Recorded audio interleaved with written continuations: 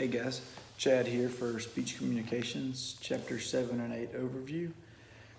Chapter 7 talked about using the academic databases and Google search and other types of internet searches for gathering information for your speech. And Chapter 8 talked about testimony, citing your sources orally and stuff like that.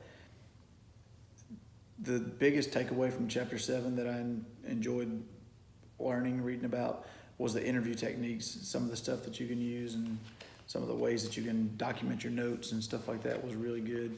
And the verifying your sources. Just because it's on the internet doesn't make it true, and we all know that, but you read something that says the Washington Times at the top of it, and you're like, oh, well, that's gotta be good to go. You know, it's the Washington Times.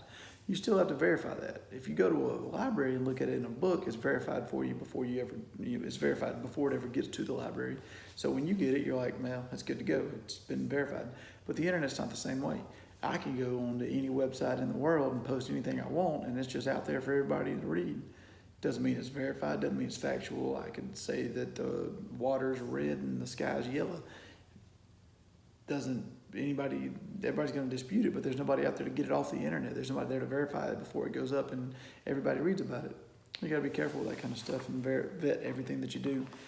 Chapter 8, I like the citing sources orally. I've never done that. Don't really know how to do it. I guess I'm going to find out here in just a little bit.